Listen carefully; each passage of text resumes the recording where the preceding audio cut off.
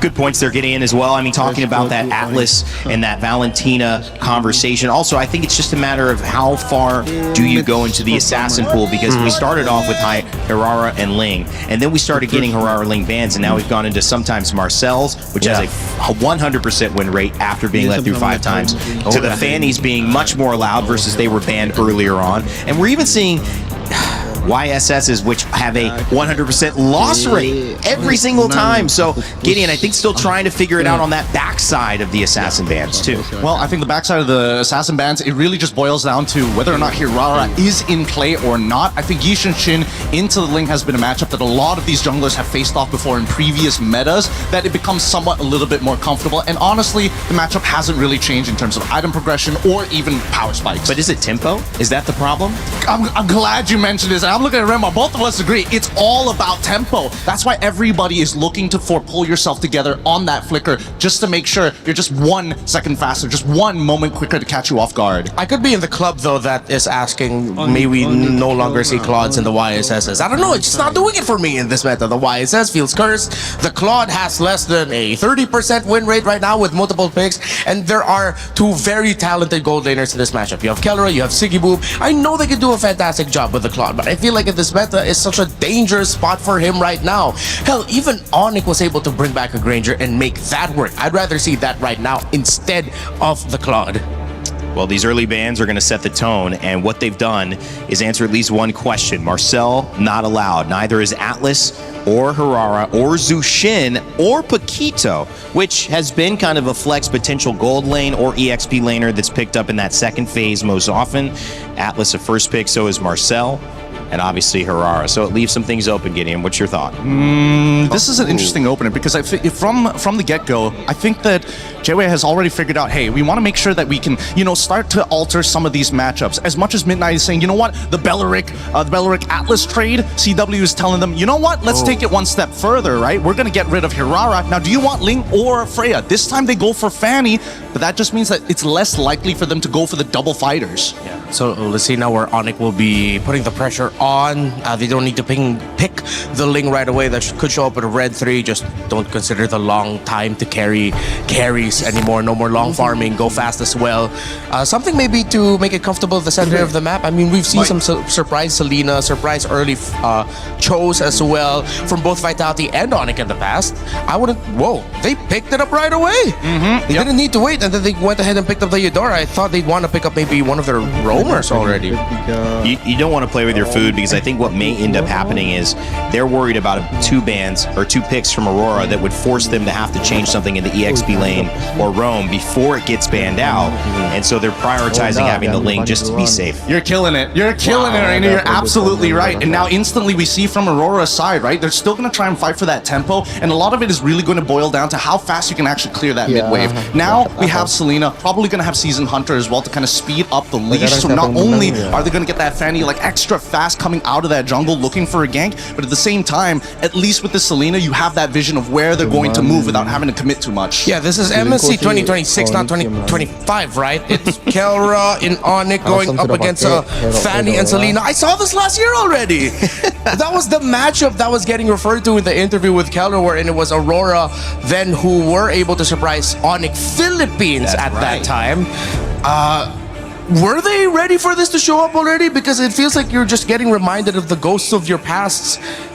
There we go. I like that. Coming out early, Badang. So what I expected that might come out earlier, well, I thought it would be the Cho. This Badang with all the dive. Of course, we saw how great the Badang was up against the Fanny when it was picked up by Vitality against Falcons PH. Great pickup. Yeah. And I mean, it's so much has already been shown just from the intentions in the banning phase, right? Again, we've seen a lot of red sides not actually go for the Paquito ban, and not to mention that Midnight is taking the authority of saying, you know what, I will be the one who bans on Marcel. I will give you that free ban on the off chance just to make you go for this Eudora. Because he went for the Fanny straight away without hesitation. Yeah, so now you have to look at the gold laners.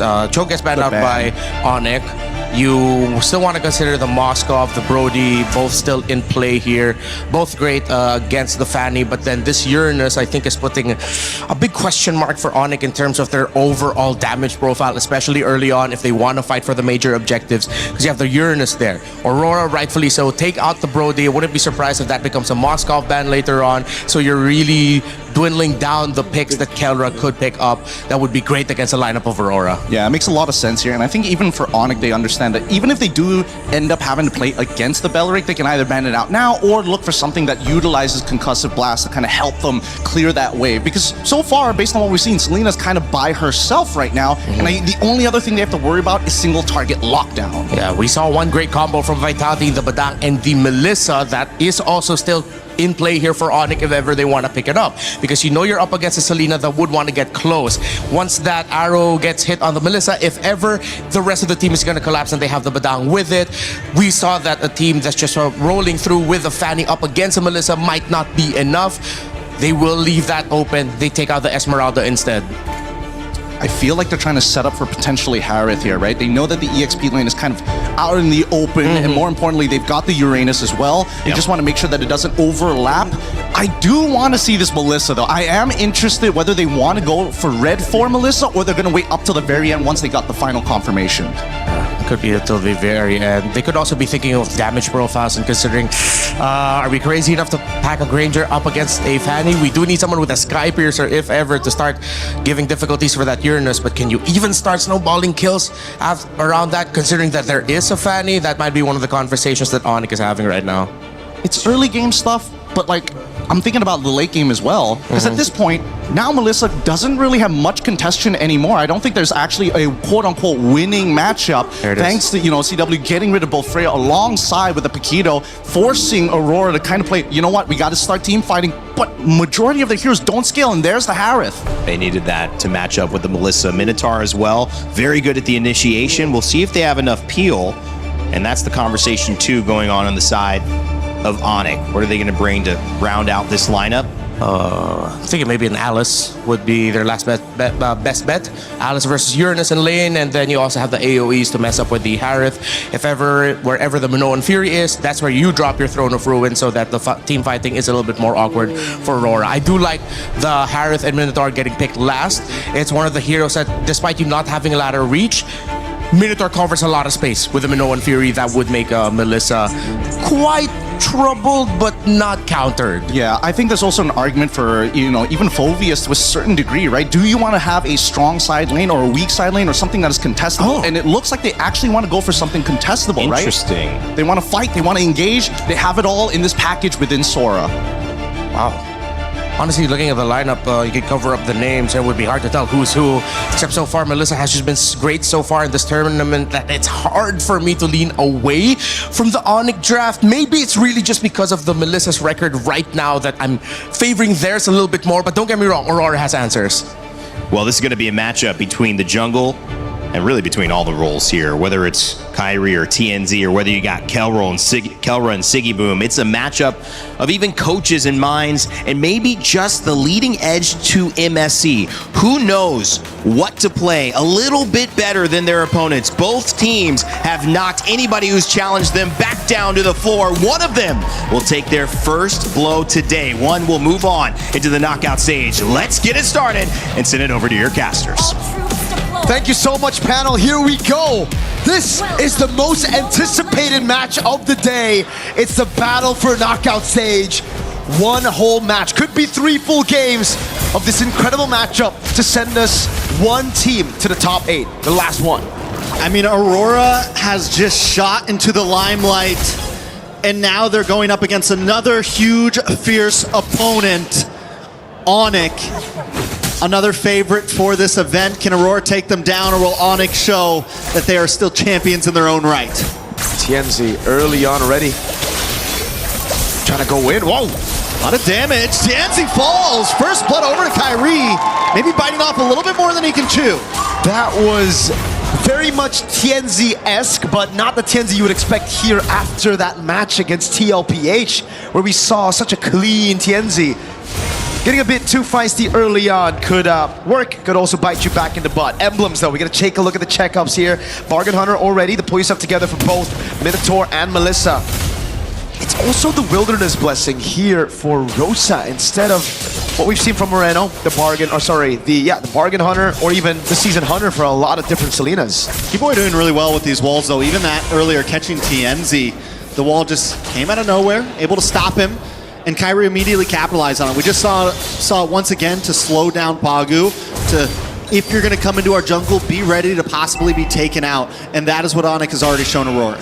We got to take a look at the bigger picture as well, though, for Aurora. They have the 2 lethal ignitions. One burst, one good arrow could send Onyx back a lot, but I think Onyx just have the counters here. Missile arrow. Speaking of arrows, a lot of damage on a Keyboy. Brings it down to about 20%, but Kyrie maybe looking for the re-engage here. TNC's there as well. Wants to dive in, not going to fully commit. Aurora's learned their lesson. They're going to kind of take things slow. No purple buff just yet for Kai. He's going to be delayed quite a bit here. TNC should be able to get it before Kyrie, and you can already see Rosa here trying to maybe force out a retribution, but knows that it's a bit too risky to go all in. Arrow lands. Oh! Rosa takes the purple. Very well done, but Lunar taking a lot of damage. Lupi able to get the kill. TNZ wants to engage as well, but look at the damage. Keyboy tries to stop him. TNZ can't be stopped. Gets the kill on a Lupi, but now Pagu in a little bit of danger under the tower. Kyrie doesn't want to let him get away. Tempest Blades does come down.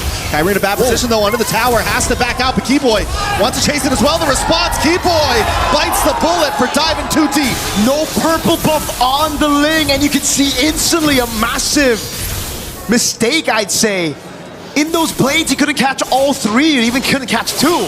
Caught 1, and that was about it. We take a look at the skirmish again. Early on, it was TNZ going in a bit too aggressive. Now in the bottom lane, live view. All right, TNZ doesn't go for the kill. But then it starts off with the purple buff being stolen away here. Keyboy as well wanted to go for the pick, but this is why the Minotaur is so good at making you miscalculate. You can see a bit of frustration there for Keyboy. The heals from the Minotaur, it gets bigger as you get lower. All right, so each team has now made their small mistakes and recovered from it. Gold at a standstill, and it's still first turtle. We're almost 4 minutes in, and the first turtle has not been taken. Blade does get locked in for TNZ, going to be able to see a little bit more damage for this turtle. The thing is, Strex, and I think for a lot of the viewers, man, we are so used to seeing tank jungles that they usually just don't retreat for their buffs. For Assassins, I think their buffs, purple mainly, is more important than these turtles. So, as Kai, I think you gotta be a little bit more concerned about your purple buff. You need to take it away. If it's getting threatened, retreat. It's all good. Aurora, though, with those 2 kills up top, will be able to pick up the neutral objective for free. And now it's back to a level playing field. Oh, what an arrow there. Crazy angle. Siggyboom and Kelra have been going head-to-head. The range on Kelra is almost matched, honestly. Siggyboom's, even with being outranged by the metals, he's still able to kind of keep up in this lane. Lunar. Down on the top side. Lunar may not be able to get away from this. Tempest Blades does come down. They're able to collapse onto him. Lupi gets the kill. TNZ's got to get out of town. Over to safety. Another kill into the Book of Onyx. Onyx is just playing it so slow, trying to read out Lunar's movements, and so far they've done a good job at doing that. Abyssal Arrow lands again for Rosa. Just a bit of poke onto Keyboy, but it's all about that right now, Onyx. They know there's only one lane right now that they can really punish, right? In the mid lane, it's just the Minotaur and the Selena way too good at escaping. The TNZ got that one? I believe TNZ did with the Retribution. Kyrie's Retri was still off, and now he goes for yet another invade. TNZ. Sans though. Nice knock up. A lot of damage. Sans goes down. Aurora able to find pick after pick in there, constantly just testing the waters, pushing in, looking for any target. Arrow comes low. Kelra in a little bit of trouble at a tower. The go away does come out. Rosa doesn't have another arrow to fire off. And Pagu can't connect. No wonder we've heard shouts for Aurora being #1 with another team. And scrims, dude. They're so good at taking these awkward fights. Onyx built a composition that wants to go in, that wants to just dive straight. And it's really good at countering the Assassin jungle as well with the Eudora and the Melissa. But if Aurora find a way to split Onyx up and take these individual 1v1s everywhere across the map, it just gets so awkward for Onyx composition to react to it. And it's all about the positioning for Aurora right now. Even Pagu coming in, keeping vision. We talked about splitting them up, and then we have Rosa in the river shooting out these arrows. One does connect onto Lupi. TNZ decides not to get involved. Pagu making his way up as well. Another arrow comes down, lands on a Keyboy. Keyboy in a lot of trouble, will fall. Rosa now gonna reposition. They claim the turtle pit, and Kyrie has no way in. TNZ wants to find a target. Kyrie's forced to Finch Poise, and now Onyx is backed off to the jungle. Rosa on the Selena, an absolute beast.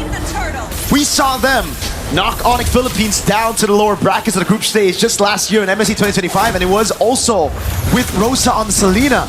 Look for him in.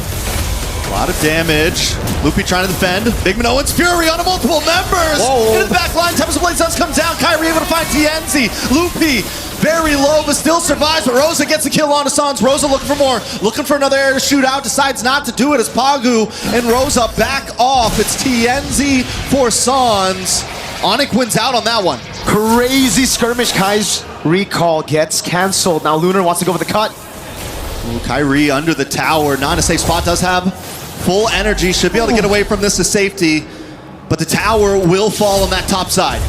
Again, it's Aurora just making these moves proactively around the map. Yeah, they went in under that tier 1. It was a bit of a mistake, but it was a risk that they were willing to take to push their lead even further. They didn't lose too much. You gotta remember right now that even if TNZ dies, Lunar, or even Siggy Boom, they're not gonna give out any bounties. It's all about Rosa. He needs to stay alive, but the others can dive. They can pull out these gambles. And Onyx are still behind. A whopping 3,000 gold behind. Kelra's not given space to actually farm out, and it's because of these arrows again from Rosa. Not only that, but even when Onyx able to get a kill, they find TNZ earlier. Aurora's movement on the map has been so crucial. They find both offlane towers. They're consistently hunting for this mid lane tower. They aren't only evening out or winning the skirmishes, they're winning on map play. Just truly have become a whole new into this MSC. It's all about defending the mid lane right now for Onyx. Damage control, trying to get space for Kelra to farm out. Hazclaws built up by down of TNZ. Onyx gonna look for a big set, but even then it's gonna be very, very tough for them because Aurora have ways to deal with it. You get a stun on Siggy Boom, Rosa, TNZ.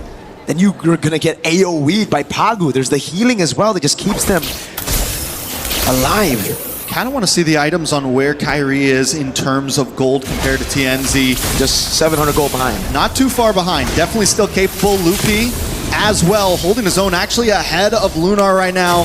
That could be the big play. Keyboy sets something up, and those two can output the damage. Not to mention, Kelra has been free farming, hasn't taken any deaths. It's definitely not GG's for Onyx just yet. Nope. They can definitely scale with the Ling and the Melissa. They will have enough damage later on to actually pull out a comeback. But Aurora, they're pretty good. They've got pretty good scaling as well with the Harith. Even the Selena when it comes to map control. If they continue to pushing these turrets, take away these tier 1s, Onyx will be choked down even more. They're going to be forced to suffocate inside of their own base. And that's what Aurora are trying to do right now with a massive lead on Rosa and Siggy Boom conceal into the mid lane. And an arrow that lands. Does land. Loopy kind of walked into that one though, but TNZ to the backside. Looking for an angle. Gonna walk into Keyboy. The wall does not come out. He's able to safely move. Loopy forced to dash away. Onyx positioned back into their jungle as Aurora takes over the Lord Pit. Watch for Loopy and Sans looking for an angle in as well. Kyrie forced up to the top side to try to defend the tower. This could be the play for Aurora to burst down this Lord. TNZ will get caught by the fist crack. A lot of damage. Everyone piles on top of him. Ooh. But he's still able to get away. Onyx now in a little bit of trouble. Sans to the backside, taken out by Siggy Boom. Zmon's forces dropped, and now Loopy will be shredded down as well. Rosa finding that kill for himself as Kelra tries to pop off. Doesn't have to go away. Caught in the midst. Kyrie able to find Siggy Boom. TNZ finds Kelra. It is hell in the land of Dawn as Keyboy tries to get away. But Aurora comes out on top once again. TNZ goes back to base, and the Lord is still up. They're just too good in this meta. Oh my god. The healing coming in from Pagu with the Minotaur and TNZ with the cleanest cables to get away from Kai, who's hunting him down with the Finch Poise, even with a purple buff. And you can see that delay from TNZ got Kyrie into such an awkward spot because he already used so much of his energy to use the Finch Poise to try to chase TNZ down. Then Aurora through that skirmish, really just utilizing a sustain out. Oh, These guys. live game. Thought we were still the replay person. These fights have been phenomenal. Great steal by Kai though. We're seeing the glimpses of that M3 Ling Kyrie that really shocked the world with his crazy pattern. Again, reacting to the moves around. Shout out to Seer there. Shout outs to him. Biggest Aurora fan in the building. I like to see it. Both junglers right now, TNZ, able to get out of that fight earlier, getting hit by the fist crack. No purple buff, this is true. Maybe we get the anime battle right here. Kyrie, TNZ does not have vision on him. It's gonna go back to safety. Kyrie's not gonna force it. He's just, I mean, they know. They know. Either one to probably, oh, wait, no, Tienzi's like, let's do it. Back in the mid side, a little bit of damage. They're able to take the tower. An intense game of MLBB with the Lord still up top. Aurora taking things slow. Abyssal Arrow lands onto Kelra. Not going to bait out any of those battle spells just yet. Kyrie sent into the bottom lane again. 2 holy shields. Oh, it's down right in the 12th minute. Very well done. Lupi takes a lot of damage, forces dash back. Pagu comes in with a big Minoan's Fury. Able to get the pop off. Tienzi finds Lupi into the backside. Kelra and Keyboy also taking a lot of damage as Siggy Boom drops in. More damage onto Kyrie now. Kyrie looking for an angle in as Kelra gets free shots from the backside. The Lord has broken through. Aurora decides to back off. Lunar still keeping vision as the rest of the team moves back, waiting for the next wave. There's no mid side. They're waiting for that minion to drop. Onyx has lost an inhibitor as another wave comes crashing down the mid. These arrows are landing like it's a point-click stun. Suns! Tienzi takes him out. Kelra forced the dash back. They've broken through. Still 2 towers on the bat side. But Aurora doesn't want to let up just yet. Lunar backs off. Rosa keeping an angle, waiting for those arrows to come through. And this is what I was talking about, man. Aurora, they have the scaling when it comes to map control, especially if they get these turrets. Another arrow lands on Kelra. Mans has no damage on minions right now, and the Abyssal Arrow will just constantly keep on coming. And so they're going to have to react to Pagu Lunar up front, and then the arrows. Lupi. OnSports does drop. Siggy Boom wants to go in. The arrow. Puts out a lot of damage on Lupi. Another arrow drops, and Keyboy drops as well. Siggy Boom with a double kill. Tienzi under the tower. Sans has no way to escape. It's Kyrie against the world, along with Kelra. But the damage is just too much. Rose into the back line. He wants Kelra. The go away comes out. He dashes back.